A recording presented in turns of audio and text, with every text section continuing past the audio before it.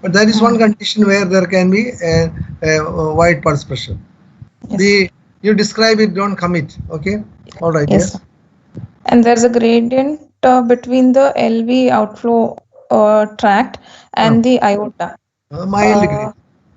Not a very severe gradient, mild. but mild gradient. Okay. Yes, sir. 20 millimeters of mercury. Is it what type of a obstruction? Is Mostly dynamic? subvalvular LV outflow tract obstruction. We cannot comment whether it is dynamic or a fixed, like HOCM or a subaortic membrane. Do you have any clue? Be careful, little more. VPC. Sorry. There is a VPC, sir.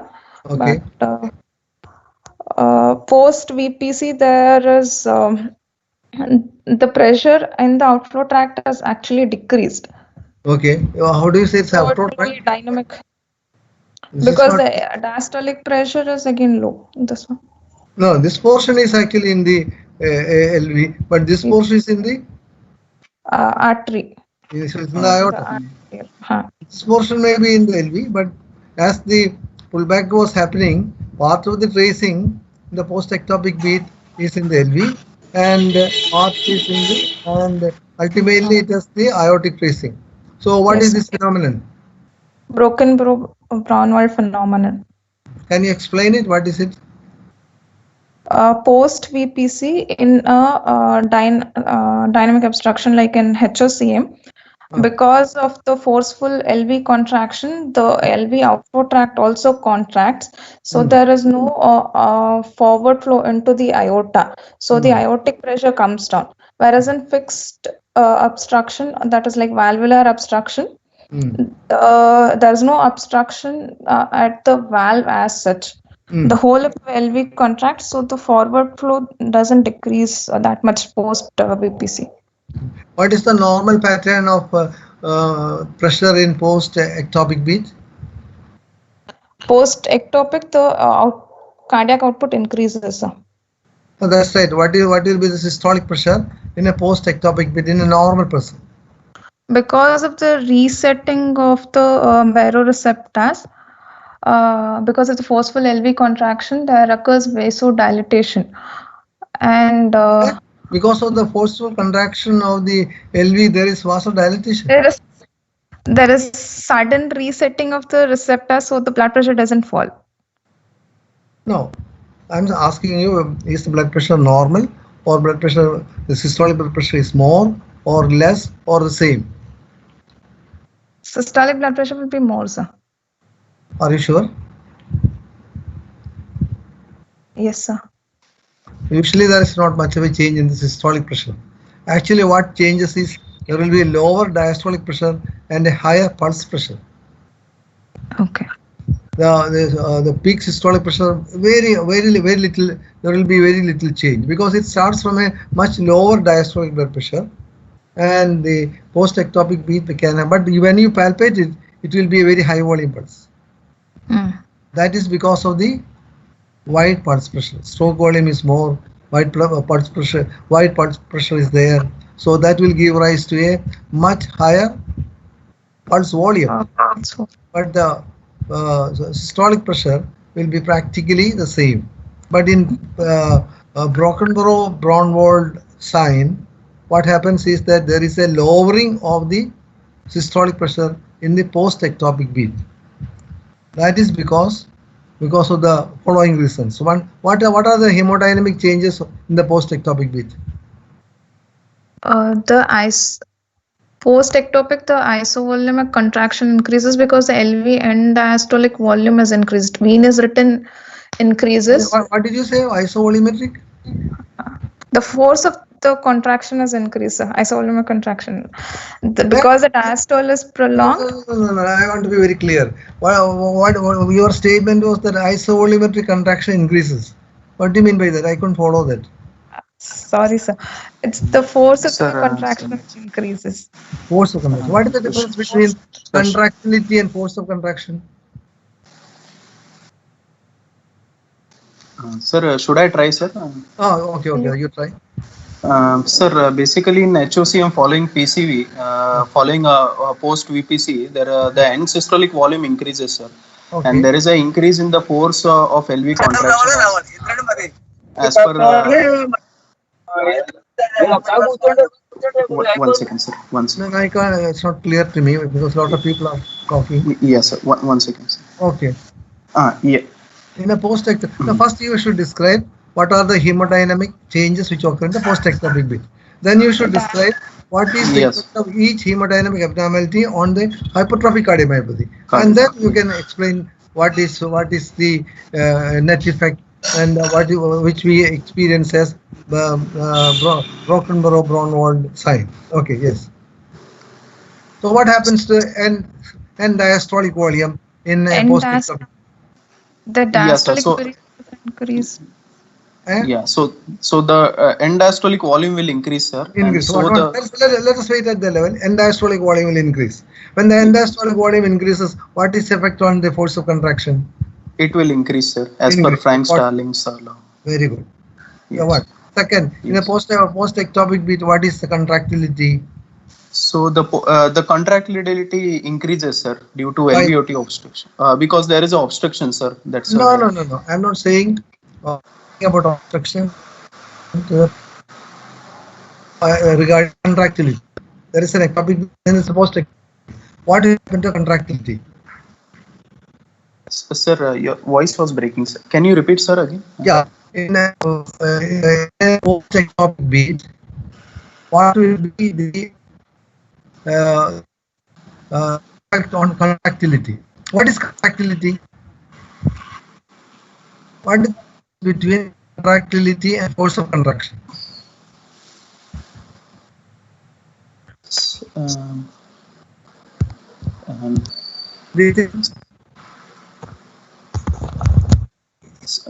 Sir, my net. Hello. Okay.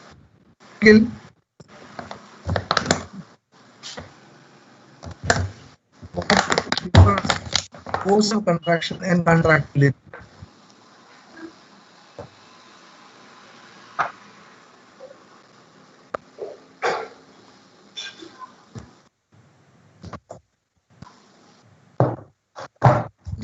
Would you like to try?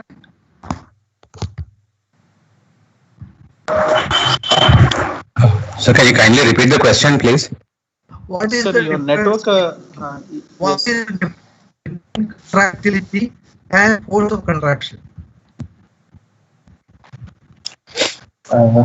Sir, contractility is the inherent property of the cardiac muscle or cardiac myocyte to contract irrespective of the loading conditions. Contractility is the intrinsic property of the cardiac muscle to contract irrespective of the loading conditions. Very good. Yes. Yes, sir. Force of contraction. Force of contraction is the actual force with which the cardiac myocyte contracts because of the loading conditions. In accordance with the loading conditions. Parameters which change the force of contraction. Sir, I could not hear you, so there was some interruption. The parameters which can change contraction. Sir, preload, afterload, and the contractility. Preload is because end diastolic volume, contractility, and afterload, sir. And heart rate. Heart rate change. Yes. In the post-ectopic beat, let us find out what are the hemodynamic changes. One, there is an increase in the end diastolic volume, hence the force of contraction increases. What happens to contractility?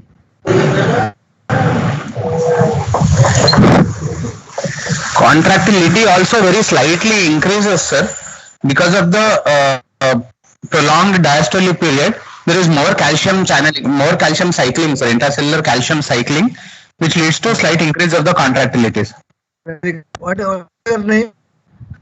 My name is Dr. Lokray, sir. I think that very good. That in topic B, there is a more calcium is available, and hence there is a increase in contractility. So increase in contractility. Sir, sorry, sir.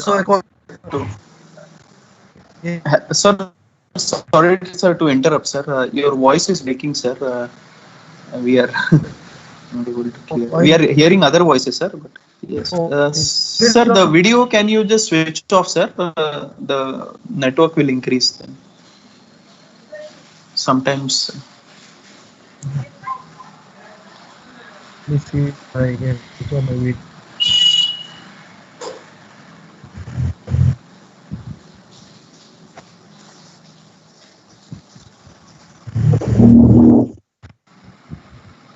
Okay. Is it better now?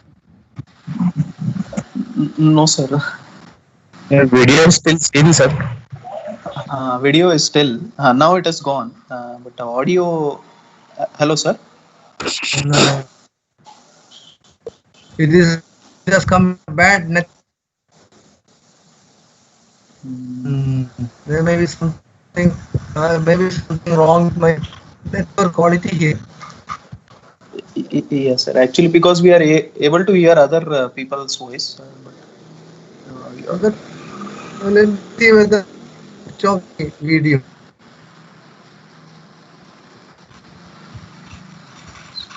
Sir, hello, sir. Okay, I'm switching on the video. Yes, sir. You can. Yes, sir. Retry, sir. Sir, you have muted yourself, sir. You have switched off the audio, sir.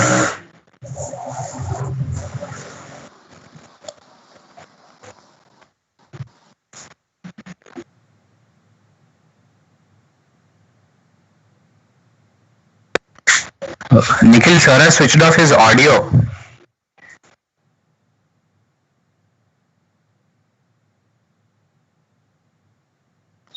Okay. Sir is saying he will restart again. Can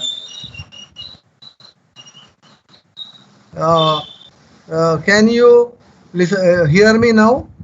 Yes, sir. Yes, sir. Now Much more it's clear, sir. So I have turned off the camera and only audio is there. Yes, sir. Audio. Audio And the PPT. Yes, sir. PPT also we can see, sir. If you can make the slideshow, sir. Then. Okay.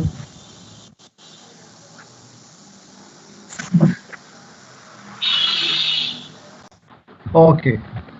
Is it better now? Can you hear? Can you see that? Okay. Is my voice also better? Yes, sir. Yes, sir. Okay. Yes, sir. Now, so you have got in the post-ectopic beat, you have an increase in the end diastolic volume, increase in the contractility. What happens to peripheral resistance? Peripheral resistance falls, sir. Because of the prolonged diastolic period, there is more runoff of the blood distally, so the aortic diastolic pressure falls. Okay, very good. The peripheral resistance also falls because of the prolonged diastolic phase and the runoff of the blood column. So Yes. Three important changes are occurring. One, increase in the end diastolic volume. Two, increase in the contractility. And three, decrease in the peripheral resistance. What is the effect of each on the LV or flow obstruction in hypertrophic cardiomyopathy? Sir, increased volume decreases the obstruction. Very good. Force of contraction increases the obstruction. Very good. And increase of the reduction of the peripheral resistance also increases the obstruction. There are things which are increase obstruction. So up to And three one- steps increase the obstruction, one reduces the obstruction. So next, So therefore, eventually there is a reduction in the outflow, sir. Or cardiac. The two things actually increase obstruction and one actually reduces obstruction. And the net effect is actually there is an obstruction, and because of that the post-ectopic in the aortic tracing will be of systolic blood pressure. It is not Brown phenomenon. So that is what is being seen here. This is an ectopic beat. This is a post-ectopic beat. Comparatively, this post-ectopic beat has a lower peak compared to the normal beat. See this beat? Yes, sir. And this is post-ectopic beat, and there is definitely a much lower peak for the post-ectopic beat.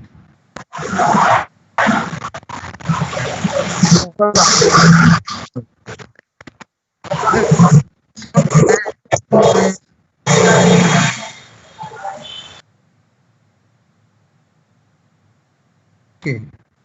Can you hear me? No, sir. Actually, voice is still. I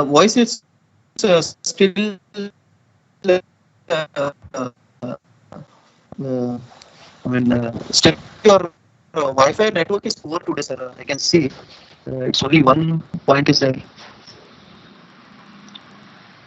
Hello, sir. Sir has muted himself again. Oh, okay, okay. Actually, sir's Wi-Fi network I saw in the screen. It is not that good today, actually. Otherwise, hello, sir.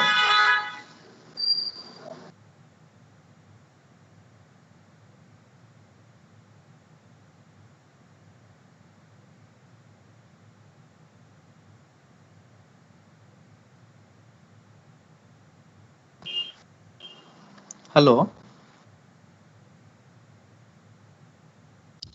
Sir has muted, I think. Yeah, but sir, it's not that.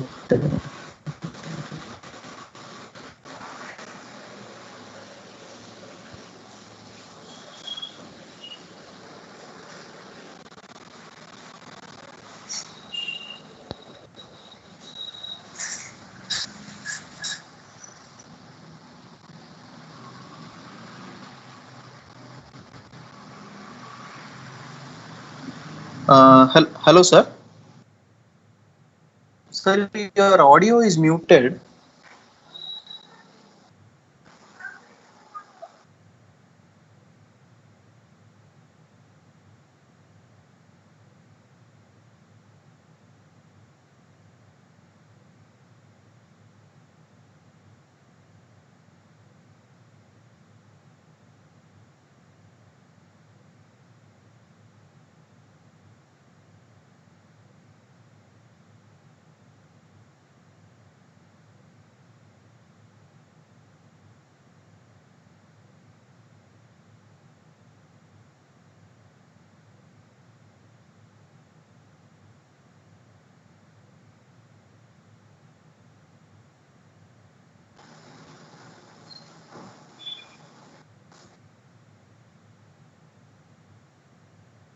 I'll just call sir once. Huh?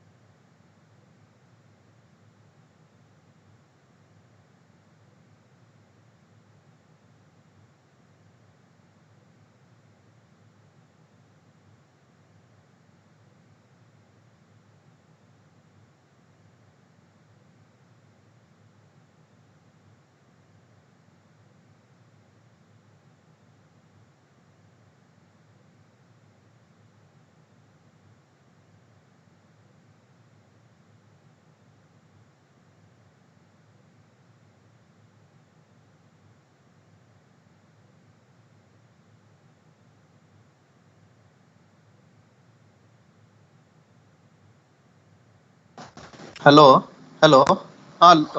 Avinash,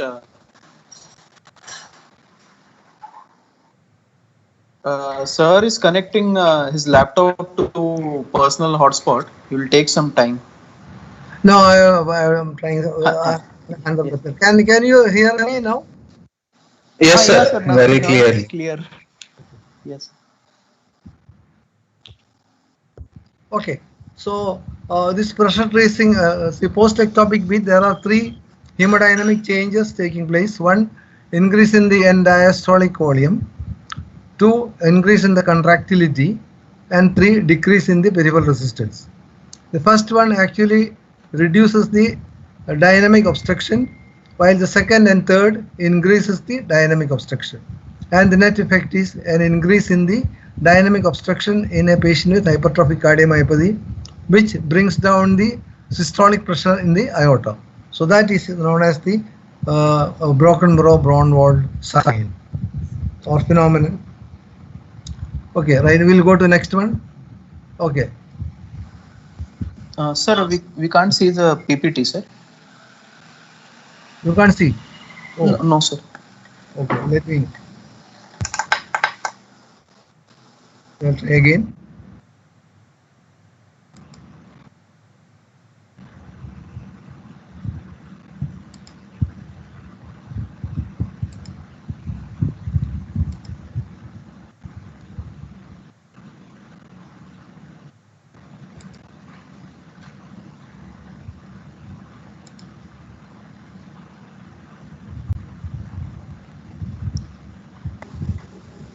Can you see now? Yes, Yes, sir. Can you see it now, Nikhil? Yes, sir. Yes, sir. Yeah. Okay. We'll go to the next one.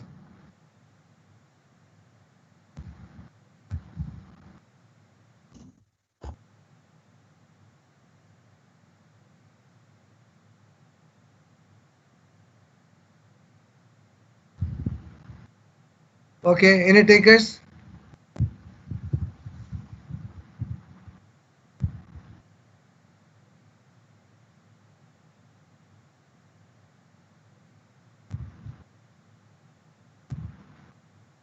Hello? Can you hear me, Nikhil? Yes, sir. We can hear, sir.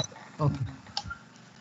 Sir, there is a simultaneous pressure trace of aorta and left ventricle and left atrium, sir.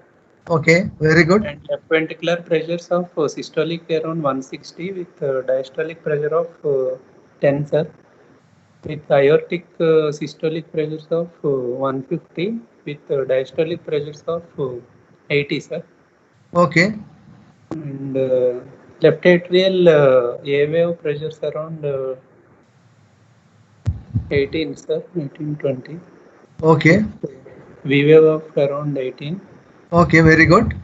And there is a ectopic beat in third one. There is ectopic beat was there, sir.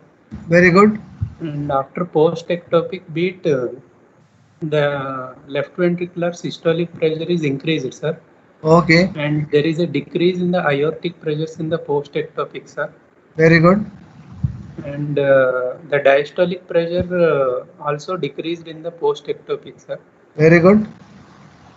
So it is most probably suggestive of dynamic LVOT obstructions. Very good. It's a dynamic value of the obstruction, and the obstruction manifested only in the post-ectopic beat.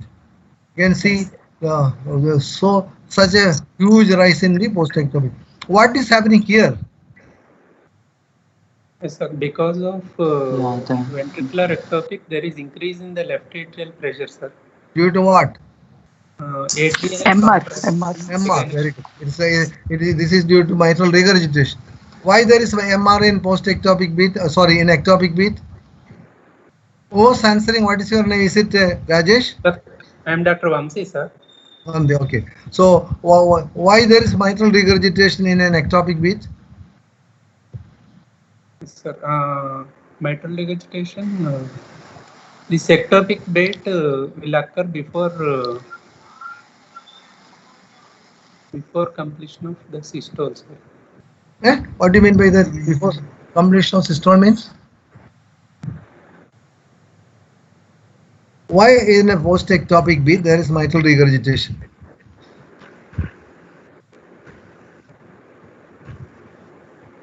You might have seen many times when you do an LV injection, if there is an one or two ectopic beats, you will get a spurious mitral regurgitation. What is the reason? Diastolic MR, sir. Diastolic MR can. In patients with mitral in ectopic beat, how can there be diastolic MR? Can you explain it? Sir, ectopic beat occurring in the diastolic phase of the previous beat. So what? Leads to diastolic mitral regurgitation. It is a systole. It is a because it is an ectopic systole. That is all. It does not mean that it is a diastole. Okay. Okay. So this beat is occurring before complete relaxation of ventricle, sir. So the left ventricular pressures will be high. Left ventricular. So left ventricular pressures will be high. That will cross the left atrial pressures. That will cause the. No, diastole means the left ventricular pressures come down. What are the what do you mean by early ectopic beat? No, usual timed ectopic beat and late ectopic beat. From the electrocardiogram, how can you say this is an early ectopic beat or standard ectopic timing or late ectopic beat? If T wave, if it is occurring before T wave or on the T wave. No, before T wave it cannot because it's absolute refractory period. Nothing can happen at that time. Occurring on the T wave is an early ectopic beat. Okay, very good. After the T wave, it is. After the T wave, before what? On the T wave, sir. No, after the T wave, before the P wave is the standard timing of the ectopic beat. On the P wave or beyond the P wave is a late diastolic ectopic beat. If the ectopic beat is early, it can interrupt the diastolic phase, sir, and it can cause MR, sir. So it will be converted into systole. What is the part of the ventricle which is stimulated and contracts as soon as the ventricular systole starts? What is the part of the ventricle? Septum also one. And another base portion? of the septum. Another portion?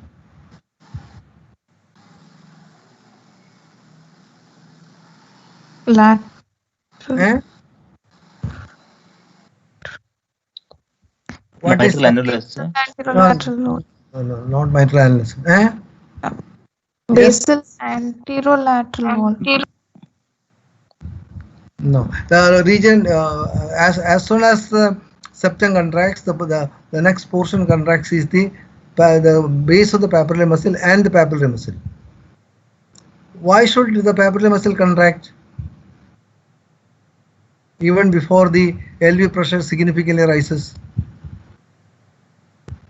Because unless the papillary muscle contracts and holds the mitral leaflets down, the mitral leaflets will prolapse into the left atrium. So the contraction is such that as soon as the LV pressure starts rising, the papillary muscles will contract. That's the normal pattern of. That is why the bundle branches end at the root of the papillary muscle. Right bundle as well as the bundle branches, they go to the root of the papillary muscle, and the impulse is directly transmitted to the papillary muscle, and the papillary muscle contracts so that the mitral leaflets do not fall into the left atrium. But when the ectopic beat happens, there is no such pattern, and the papillary muscle may not contract at all, and that can result in the LV pressure going up, and there can be mitral regurgitation. Unless the papillary muscle contracts and holds back the mitral leaflets, there can be mitral regurgitation. So that is the mechanism of mitral regurgitation in an ectopic beat, where the actual contraction do not follow the normal pattern, which is papillary muscle followed by all the other areas contracting. Okay, I think this is similar to the previous one, and you can see one more tracing. Okay, this is something which is very simple. You have already seen a pattern. What is this?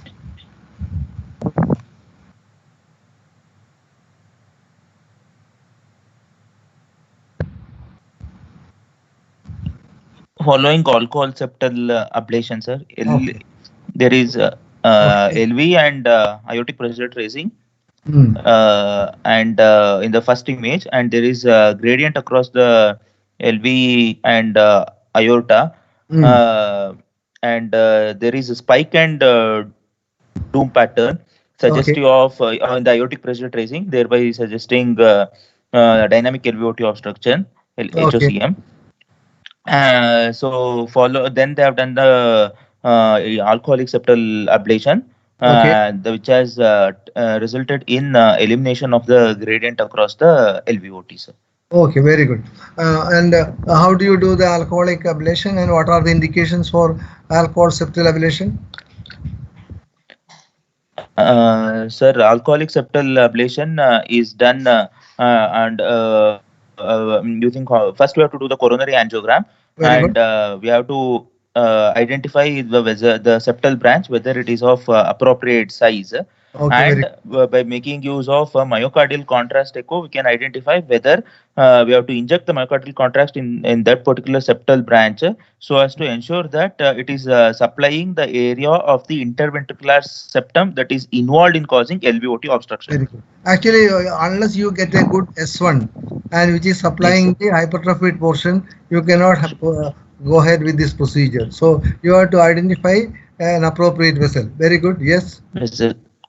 Then after identifying the vessel, we have to use over the wire OTW wire, and then we have to pass the balloon, and then we have to give the alcohol. Alcohol is given in 3 doses, 0.5 ml, repeat 0.5 ml, but we have to ensure that it does not leaks back into the main LED. Otherwise, it results in large infarcts in the other areas also. Okay, very good. Excellent. You have to see that there is no possibility of alcohol leaking into the main vessel. Very good. Yes. Main vessel. Okay. We have to do the balloon occlusion at the ostium of the S1, and then we have to inject 0.5 ml of alcohol, and then we have to repeat the pressure tracing again. We have to measure the pressures again, and if there is no adequate response, we can again repeat 2 times. So maximum dose should not cross 1.5 ml. Very good. Very good. Okay, excellent. Very good description. Have you seen it being done? I think you have. Yes, sir. Yes, sir. Yes, sir. Have you assisted in doing this procedure? No, sir. I've seen, sir. Okay, very good. I think your description is very good. And what are the complications of alcoholic septal ablation? Sir, complications are one is RBBB can happen. Yes. Then sometimes even complete heart block can happen. Even complete heart block. Okay, very good. Yes. Complete heart block. Then septal infarction can happen. If it septal infarction will be there. That is what we are aiming at. Septal infarction. If it is exaggerated, if it leaks into main vessel, larger infarction can happen, sir. Okay, very good. Thing. Yes. Then septal perforation. Then perforation. Then this can become a nidus for focus for arrhythmias. Arrhythmias. Yes. And so, what is the morbidity mortality rate of this alcohol ablation compared to surgical resection? Immediate mortality rate is lesser. I think it is less than 1%. Yeah, the immediate mortality is slightly less. Surgical, but long-term results are better with surgical than with alcohol septal ablation. Very good. That's the most important point you should know, that there is a higher morbidity and mortality on follow-up of these patients. So there is still now there is a thought process. Unless there is a contraindication for surgical procedure, there is a thought process that surgery may still be the treatment of choice. Better Very option. Good. Right. Yes. Okay. Okay. Thank you, sir. Right. What is sir? The pressures will not come down immediately, no, sir. It will take some time to. It will take some time. Yeah. It will. But how triphasic response will be there. Pressure tracing whether to give an extra dose or not, sir. Beg your pardon? How could we decide? Sir, how could we decide at the time of procedure whether we have to give an extra dose or not, sir? If the pressure has come, the gradient has come down by more than 50%, I think you can leave at that level. That's the best thing to do. You may not come back to the original level, to the no gradient level, but it will occur over a period of time. Yes. Some fall will be there immediately and then rise and again fall.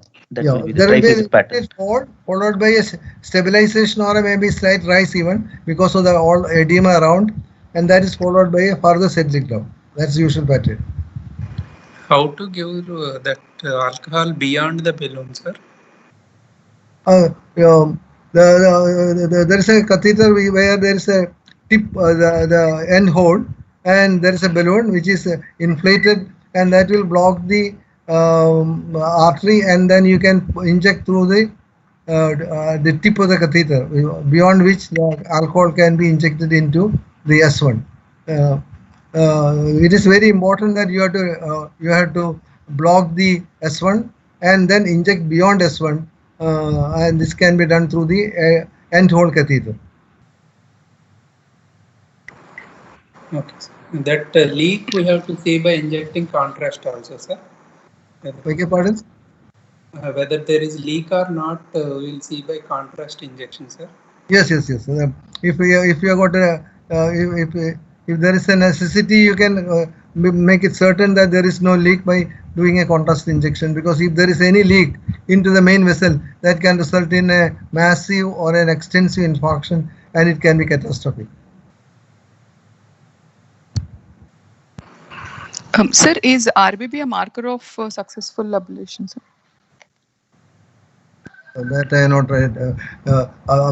Complete heart block is a complication. RBB, I am not certain whether it is an evidence of successful. Successful is mostly by looking at the gradient. If there is a good drop in the gradient immediately, I think that can be taken as a successful procedure. And most of the times, over a period of time, it settles down. If there is a gradient falls by more than 60, 2/3, then that's a good procedure.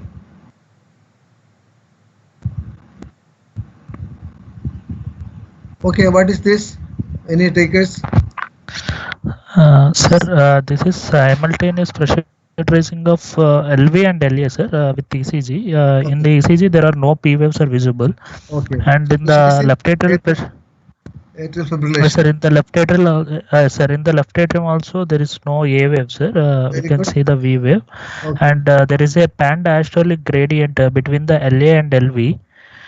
Significant pan-diastolic gradient, sir, of scale that I cannot say, sir, actually.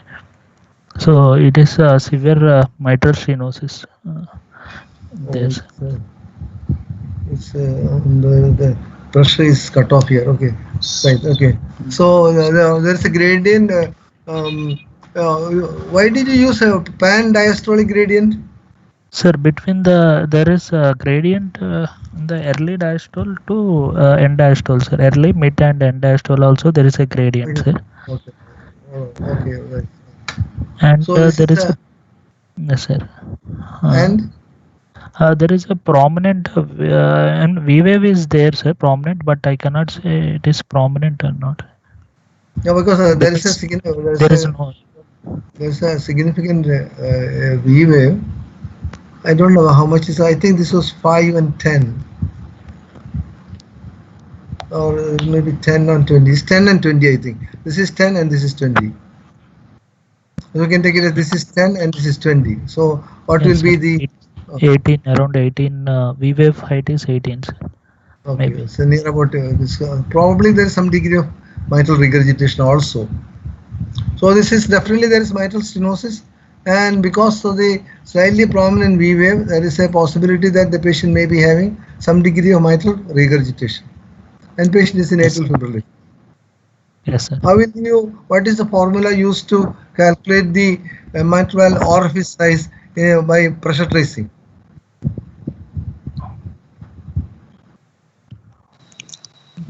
Gorlin's. Orange formula. Gorlitz form. Huckley's formula. Okay, very Huckley's good. also. Okay, Warren is the old one. Okay, what is this? Sir,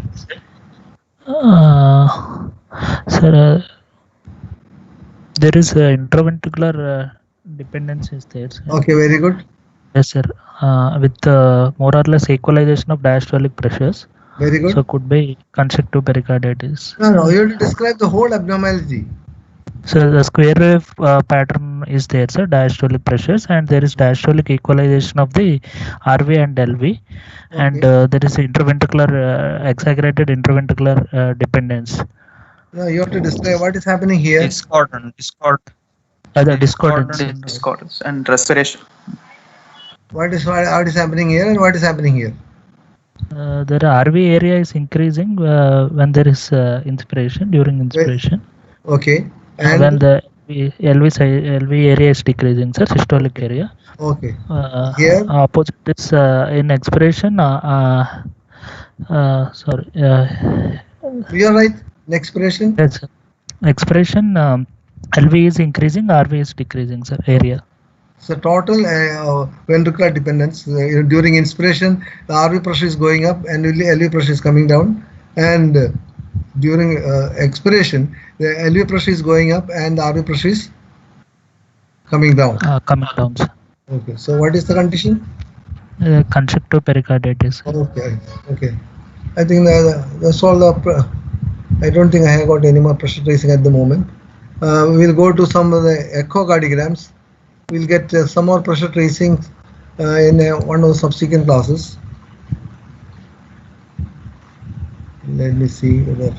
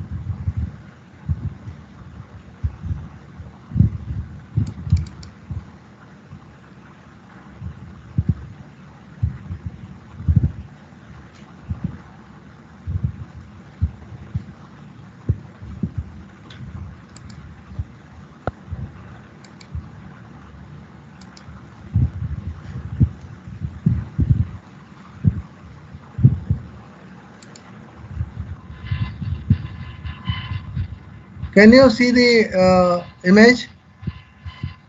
Yes, sir. Okay. What is this?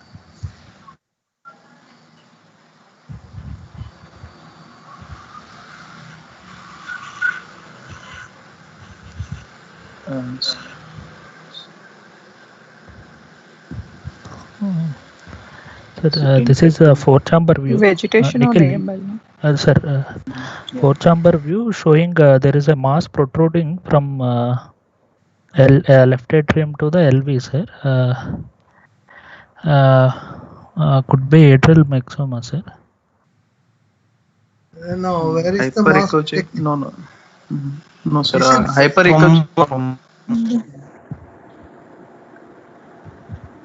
Okay. Rajesh around there? Rajesh? Yes, sir. Yes, sir. Yes, sir. Why can't you try? Yes, sir. I only told the atrial myxoma. Oh, you only told. Sorry. Sorry. Okay. Your voice as well as Nikhil's are so similar. I am mistaking one for the other. Hello, sir. Oh. Sir, four-chamber view. First of all, anyone want to try? Should I go? Hello. Anybody would like to try? Can I try, sir? Yes. Okay. What is your name? Sandeep, sir. Sandeep. Okay. Okay, Sandeep, try. This is apical four-chamber view. On the right side of the screen, the valve is more apical as compared to the valve on the left side of the screen. Okay. So the right side valve is a tricuspid valve. Okay, very so good. There is a pacing lead going across that valve seen, and there's a vegetation attached to the valve also seen. Hyperechoic mass is seen. Okay. So it's a infective endocarditis, and there is also pericardial effusion around the valve, around the heart, which is seen. Very good, excellent, very good. But So you should have mentioned that this is a transesophageal echo. Okay. Yes, sir.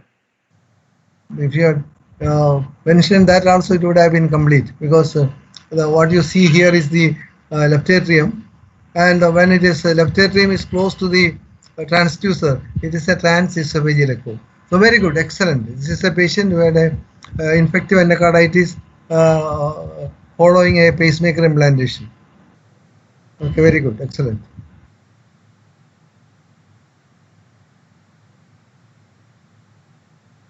Okay.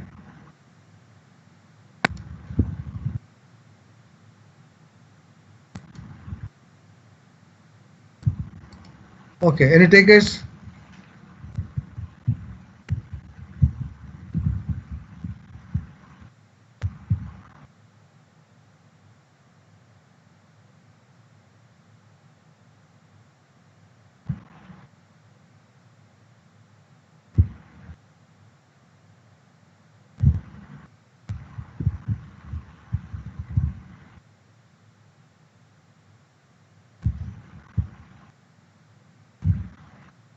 Is Pragati around here today?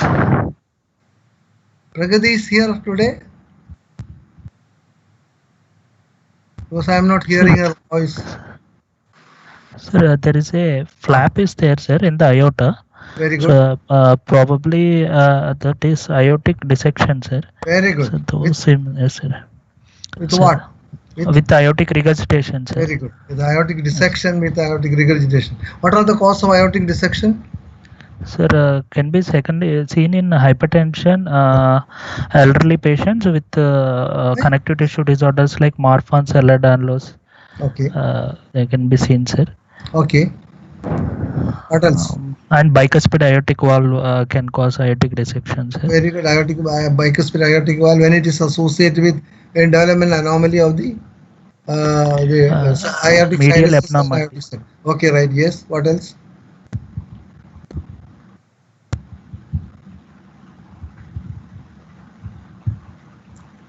Pregnancy is another condition where there is pregnancy, Turner syndrome also.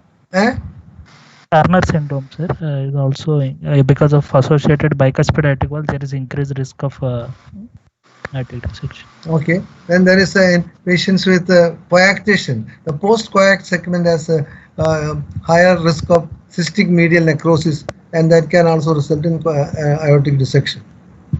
So, about 95% of the cases of aortic dissection is associated with hypertension. So, if there is no history of hypertension, you must be very careful in diagnosing aortic dissection. Aortic dissection can be traumatic also.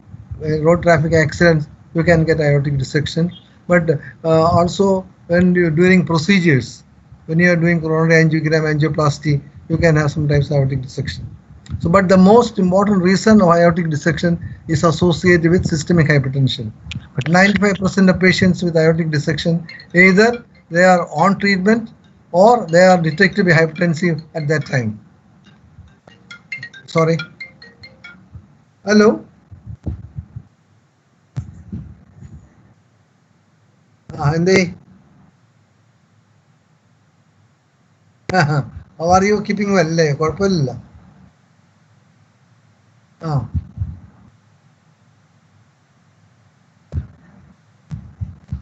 ഞാനിത് ഇപ്പോഴത്തെ ഈ കുഴപ്പമൊന്ന് കുറഞ്ഞിട്ടേ അങ്ങോട്ട് വരുള്ളൂ. Because most likely അടുത്ത മാസമേ ഉണ്ടാവുള്ളൂ.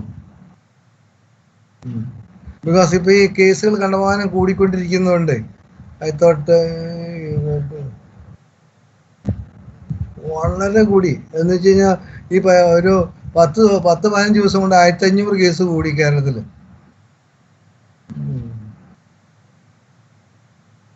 അതെ അതാണ് problem. ഇപ്പൊ ഈ ഗവൺമെന്റ് ഹോസ്പിറ്റൽസിൽ അതിന്റെ ഫെസിലിറ്റി കുറയും, എല്ലാം കൂടെ ഈ വെന്റിലേറ്റർ ആവശ്യമുള്ളവർക്ക് കിട്ടാതെ ആവും. ആകെ ഒരു കുഴപ്പമോ.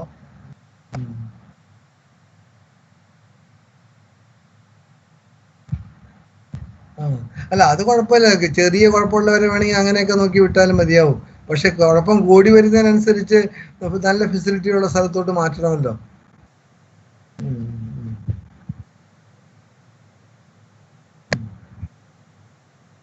വീട്ടിലെ ശനിയാഴ്ച നോക്കും, ശനിയാഴ്ച ദിവസങ്ങളിൽ നോക്കുന്നുണ്ട്. എപ്പോഴെങ്കിലും ആവശ്യമുണ്ടെങ്കിൽ വിളിച്ചോളൂ, ശനിയാഴ്ച നോക്കാം, കുഴപ്പമില്ല.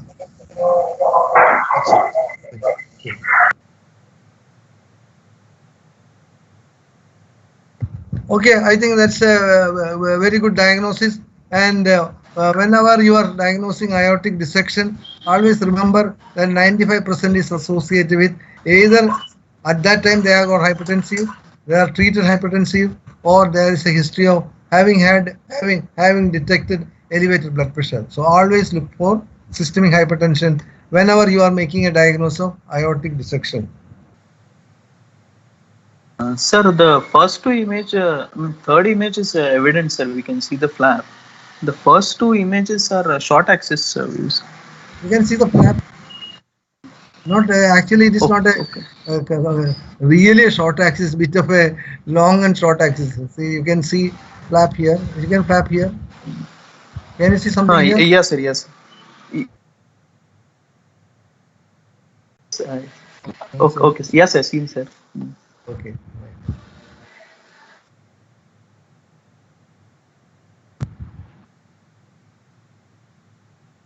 You can also see the flap descending into you can see the flap here and the flap in the descending thoracic aorta. Can you see the flap here? Yes, sir. Yes, sir. So you can see the flap here. Okay, right. Okay.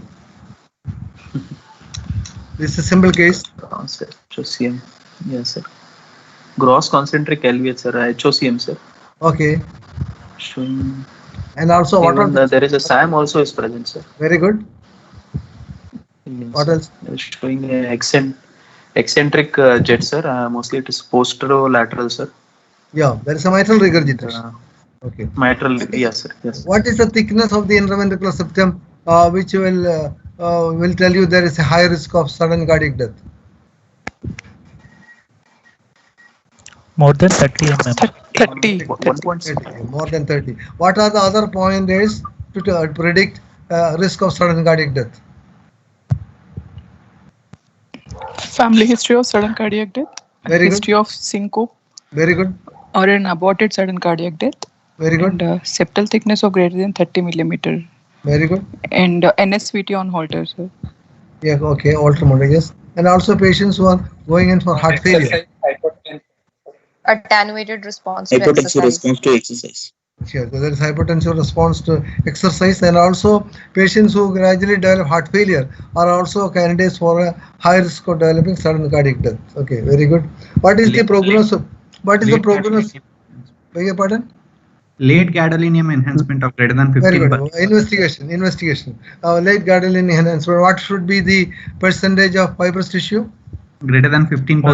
More than 15. Very good. That's another important investigation which is coming up. Late gadolinium enhancement in cardiac MRI, more than 50% fibrous tissue is considered to be a high risk candidate for sudden cardiac death. So all patients of hypertrophic cardiomyopathy should have a cardiac MRI done with a gadolinium enhancement. What is the prognosis of patients with hypertrophic cardiomyopathy?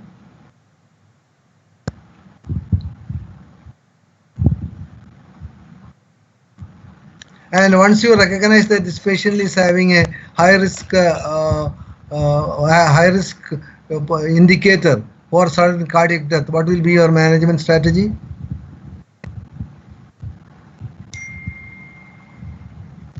Optimize the medical management. Beg your pardon?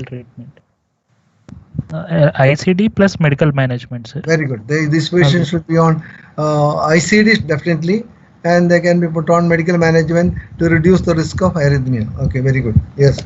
And what is the prognosis of patients with hypertrophic cardiomyopathy?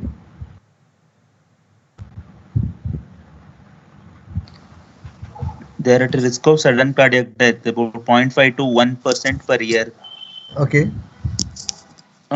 So this risk of sudden cardiac death disappears as the age advances. Above 70 years of age, it decreases. The risk of sudden cardiac death will be maximum between in the young age, between 30 to 40 years of age. It is maximum, sir. Very good. The sudden cardiac death is highest below the age of 40 years, and above the age of 60, their prognosis is as good as anybody in the regular population. The risk, everything comes down, and their the life expectancy is equal to that of anybody in the regular population. So hypertrophic cardiomyopathy with the proper detection of sudden cardiac death, sudden risk of sudden cardiac death patients, and they are being properly managed, the prognosis is excellent. Okay, good, all right.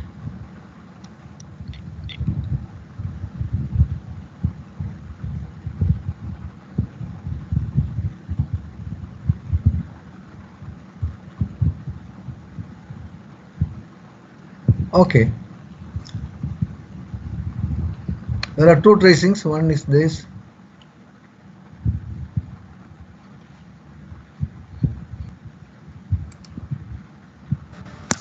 Okay. Epstein's. Are you sure? Would you like to try again?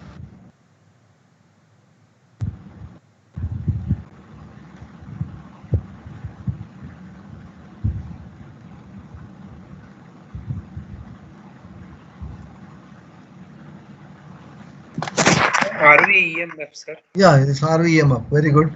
Excellent RV. You can see that this is the apical portion of the RV which has been completely obliterated and it's actually retracted.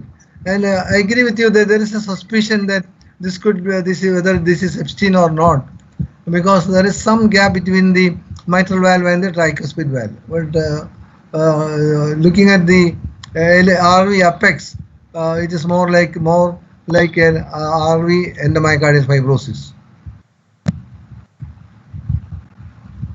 When you see this, there is always a doubt whether this is whether the tricuspid valve is significantly displaced. What should be the distance between the mitral attachment and tricuspid attachment to diagnose 8 millimeters square per meter square body surface area? Very good, excellent. More than 7, 8.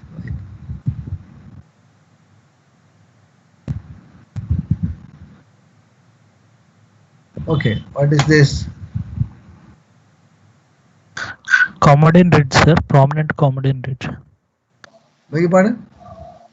Prominent Commoden ridge and LA appendage clot. Okay, there's a huge LA, you can see a huge LA appendage clot. This is a transesophageal echo showing what is this one? Commoden ridge, sir. Commoden ridge. Okay, what is this structure? Pulmonary vein. Yes. Which one? Upper pulmonary vein or lower pulmonary vein? Left inferior. Superior pulmonary. Superior pulmonary vein. Very good. It's a superior pulmonary vein, and this is the left atrial appendage, and there's a big clot in the left atrial appendage. Okay.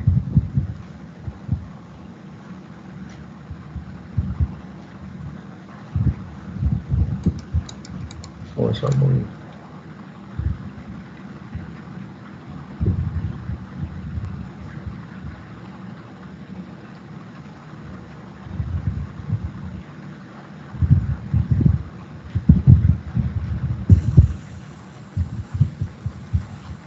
Okay. Can you tell me what is this? Parachute mitral valve. Very good. It's a parachute mitral valve. Excellent. It's a parachute mitral valve. Very good. It's a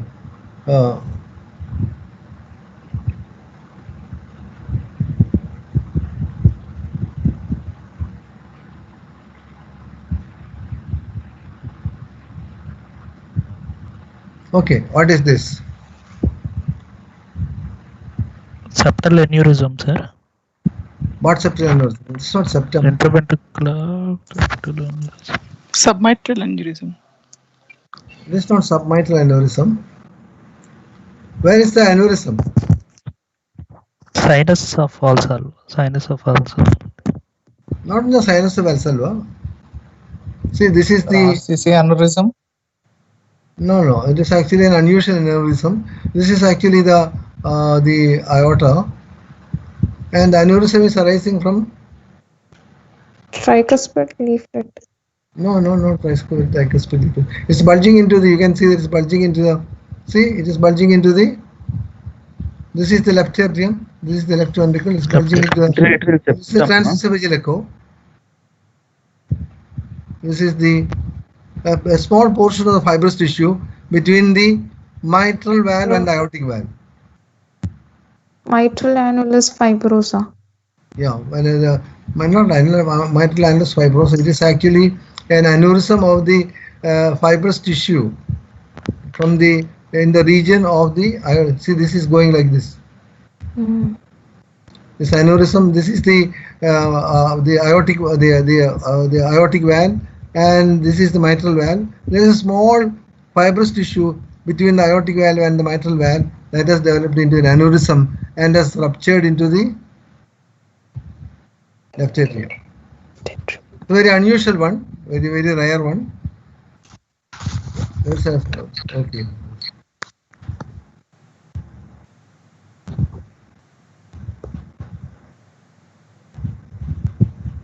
What is this? Vegetation, sir. No, we'll go to next one. Okay.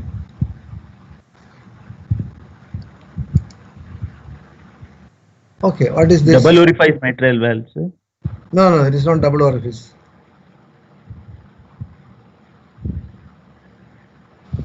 Accessory mitral valve tissues. Supramitral ring. It's a post-operative the case which has undergone surgical treatment.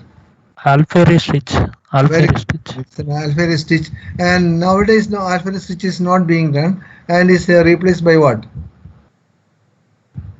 Mitra clip. Mitra clip. Nowadays Mitra clip is done, and it can effectively bring down the mitral regurgitation by how many percentage?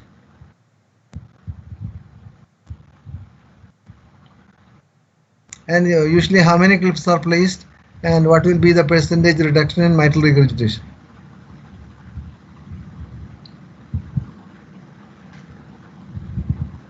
Any one of you? So usually one clip will be placed, but sometimes multiple clips may have to be. Usually 2 to 3 clips. Yeah, usually 2 clips. Very often you require 2 clips because one clip may slip off, and usually 2 clips are placed. And the mitral regurgitation significantly comes down, can come down by about more than 50, sometimes 50% or more.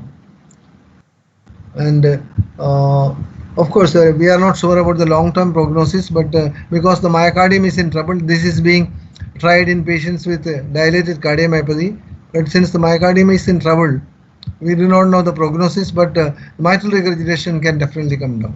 This is the Alfieri stitch, surgical stitch, which was being practiced previously and which has been used to bring down the mitral regurgitation as a palliative procedure.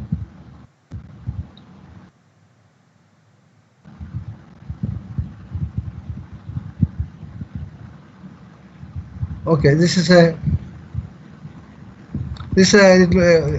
you can have a look at this. This is the echo of a 4-day-old baby. It has got multiple congenital anomalies. You should be careful. You look carefully. This is a parasternal long axis view. You can see the aorta, left atrium, left ventricle. I'll show you the next one.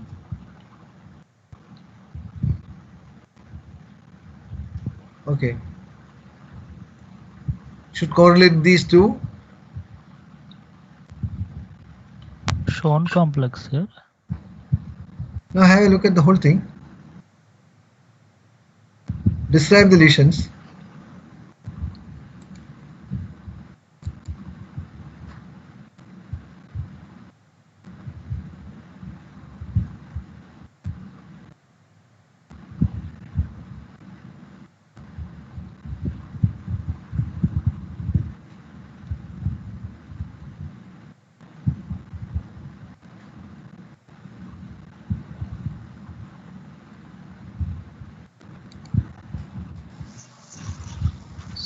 Interatrial hypoplastic left heart syndrome. Is it left heart or right heart? Right.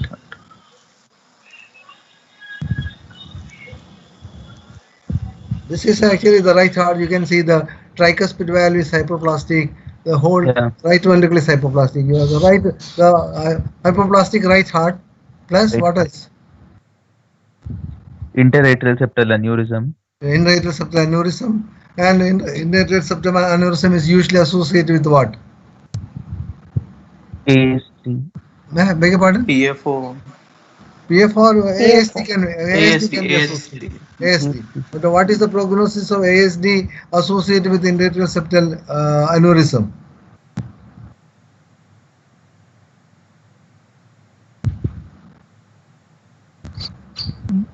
There will not be any spontaneous closures. No, there is a very frequently there is spontaneous closure. There is a very high incidence of spontaneous closure of the atrial septal defect associated with intrathecal septal aneurysm.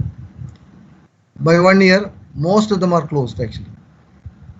So presence of intrathecal septal aneurysm and a defect on the intrathecal aneurysm is a pointer for you to strongly consider that this is most likely can spontaneously close. So what else is there? There is a, what is this?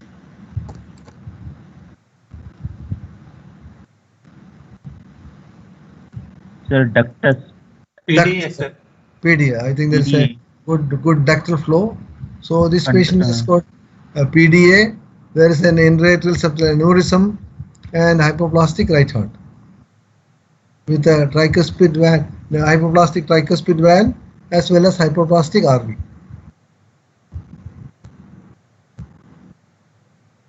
Okay, we'll go to next one. Okay, this is a post-operative case. Be careful.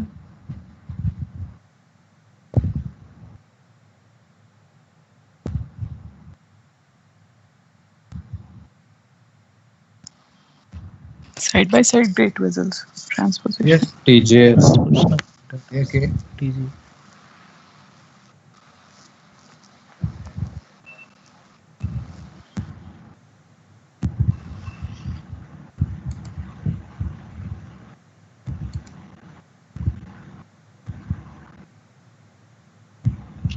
Atrial switch operations. Beg your pardon? Yes, you are right. You are Atrial right. switch operation. Very good. What is the atrial switch operation?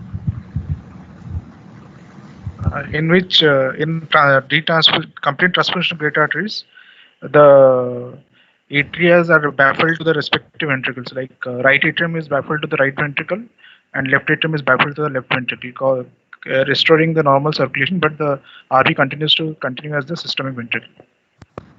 Now the blood is diverted such that the oxygenated blood comes to the oxygenated blood comes to the LV, sir. Eh? So, oxygenated blood comes from the from the left atrium to left ventricle. No, left ventricle is connected to which vessel? In transposition. Sorry. I'm sorry, sir. It comes to the right ventricle. I'm sorry, sir. So, what is being done? Sending, sir. Sending procedure.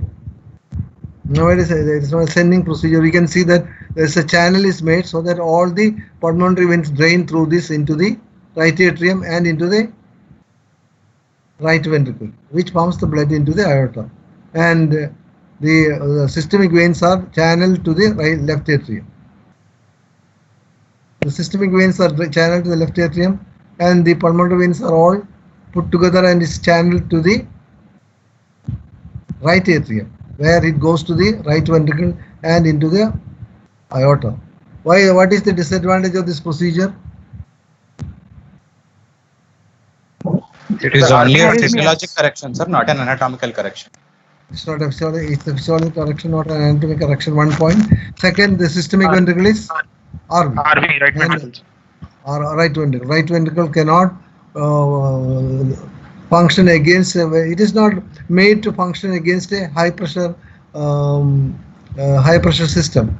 So gradually, these patients will develop RV failure. By about 15-20 years, these patients will go in for RV failure, and they have got a very bad prognosis. That is why nowadays the correct procedure is switch procedure, switch surgery, arterial switch.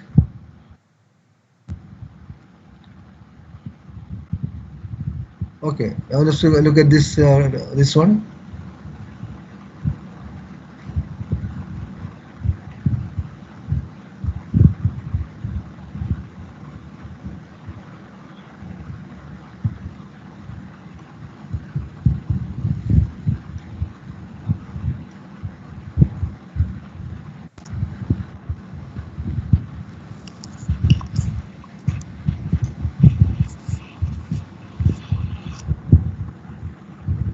Any takers?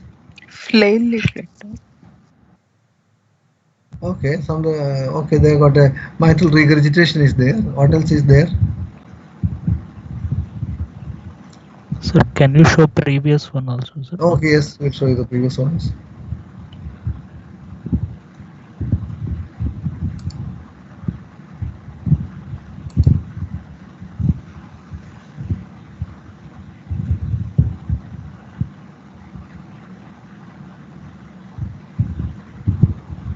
AV canal defect with mitral regurgitation.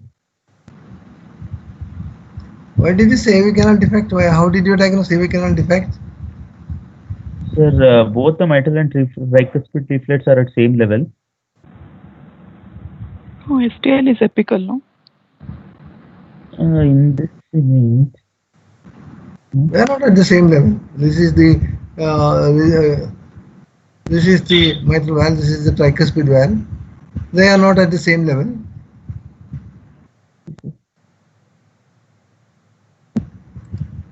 What is this? Or rather, put one next one. What's happening here?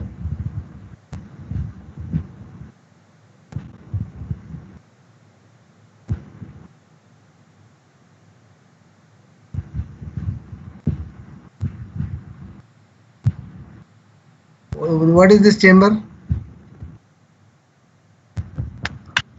This left atrium, sir. Left atrium, sir. There is a membrane. This is a left ventricle. There's a communication here because the communication is going in. So what is this? Left atrium. Beg your pardon? The membrane in left atrium, sir. Not membrane. Something has happened here. Submitral aneurysm. Greater septal. Actually, there is an aneurysm here. Is it a pseudo aneurysm or a real aneurysm?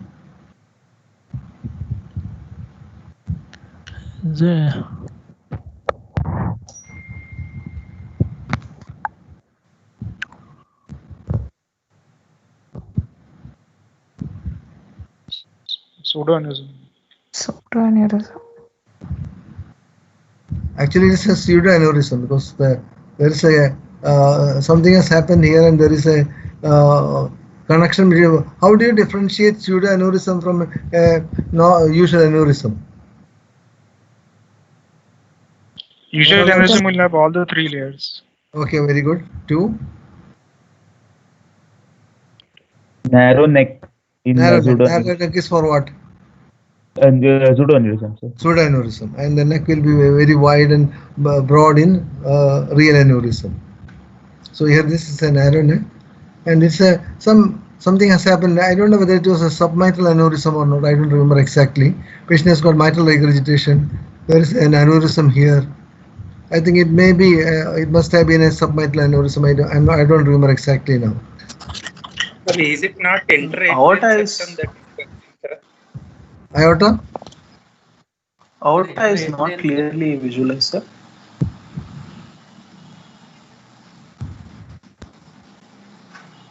Let me see whether aorta is.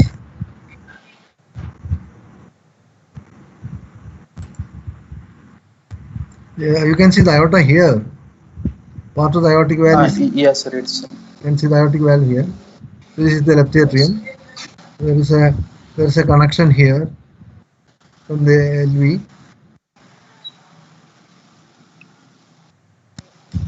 It's part of the. This is the mitral valve. Can it be core triatum, sir? No. No, it's not core triatrium because this is. You can easily see the mitral regurgitation. Also, mitral valve is opening. Okay. Core triatrium, you cannot see an opening.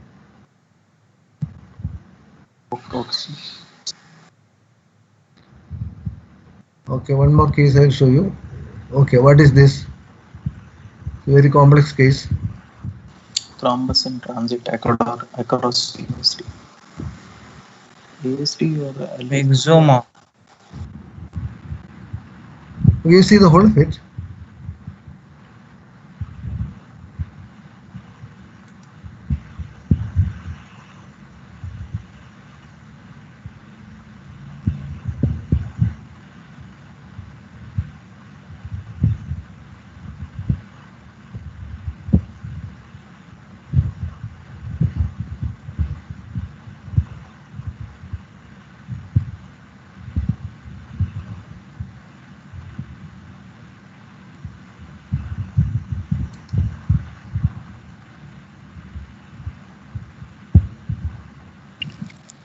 That's myxoma only. Why did you say it's myxoma? The site of attachment, sir. Foramen ovale. So here actually it is bulging into both the left atrium and the right atrium. Thrombus hematoma within the intraatrial septum. Where? Where is the thrombus? It's in the intraatrial septum, sir. Within the intraatrial. Within the such a huge thrombus in the intraatrial septum. Aneurysm. Of what?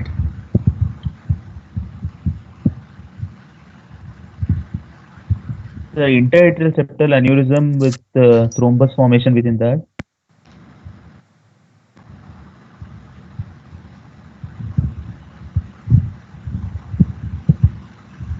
Actually, this is a case of thrombosed aneurysm of the sinus valsalva.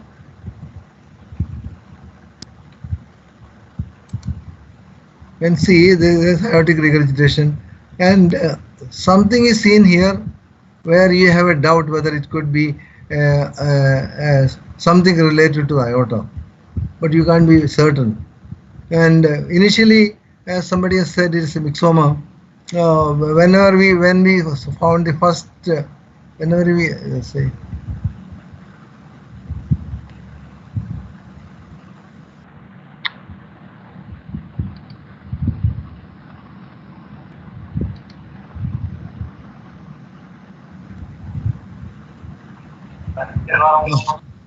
When we looked at this, we also thought that maybe either a left atrial myxoma, and which is, but since it was not moving at all, see, left atrial myxoma is usually pedangulated and moves very freely. We had a doubt that we may be dealing with something different, something else. So we investigated, and including the MRI, we could come to a diagnosis, and the patient was operated. This was actually a case of thrombosed aneurysm of the sinus of valsalva, bulging into both the right atrium and the left atrium. It's a very unusual case.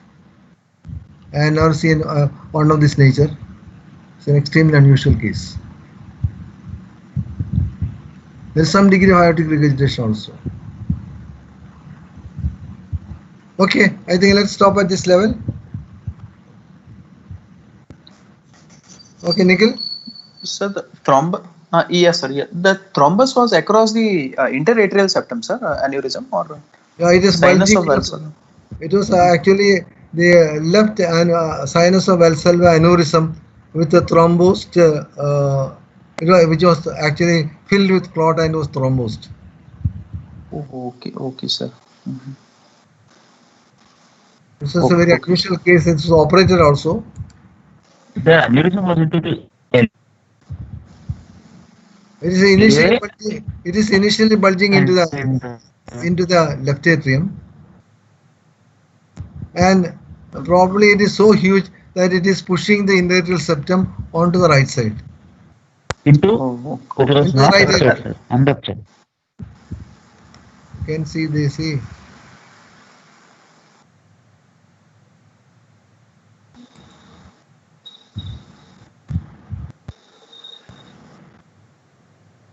See, here is an aneurysm actually bulges into the left atrium and then pushes the intraatrial septum onto the right side, making it actually bulging onto both the left atrium and to the right atrium.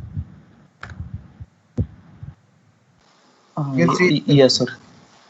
And there is some clot, and there is some liquefaction of the clot.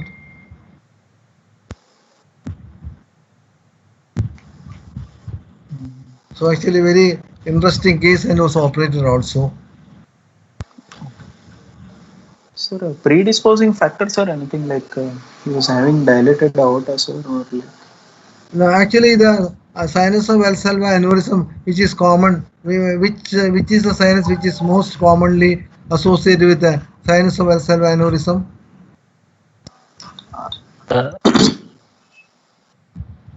RCC, sir. Right coronary sinus. And followed by NCC and last is non-coronary sinus, and the left sinus is extremely rare. Extremely rare. And Yes. when it happens, you have to think of the possibilities, whether there is any trauma or infective endocarditis. All these are the ones which can ultimately cause the sinus of Valsalva aneurysm and rupture. When I went through the literature, interestingly seen that whenever there is a thrombosed aneurysm of sinus of Valsalva, most frequently it is the left sinus which is affected. Okay, sir. So here is a thrombosed aneurysm of the sinus of Valsalva, left sinus of Valsalva, left sinus of Valsalva aneurysm.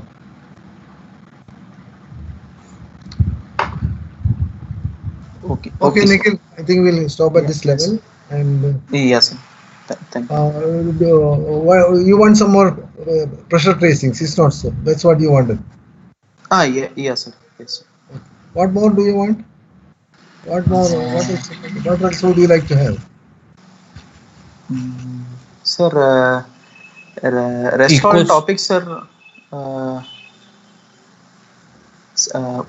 Rest all topics, sir. We have like MRI CT we are given to one radiologist. Some PET and like that we are given to one nuclear medicine person. Okay. Then EP tracings and all we are giving to an electrophysiologist, sir. Okay, very good. So yeah, sir. So I think most of the things are covered, sir. Okay, that's fine. Yes, so in case you want any class at any time, you let me know, so that yes, sir. That can be discussed. Yes, sir. Anything else is left, sir. If you want to take, sir, anything class. No, if you let me know, then only I can take according to your requirement. Okay, sir. Yes. So if you want any virtual case discussions or any special aspect in cardiology like echocardiography, I can show more unusual echo tracings. That can be done. Echoes, sir. Okay, echoes can be shown. You can have unusual echoes. Okay, sir. I'll discuss with my colleagues, sir, and group. Okay. I'll discuss. Okay, yes. Then you let me know. Yes. Okay. Okay, sir. Okay. Thank you, sir. Okay, bye. Thank you, sir. Thank you, sir. Okay, bye. Thank you. Thank you, sir. Thank you, sir. Okay, bye. Thank you, sir. Bye.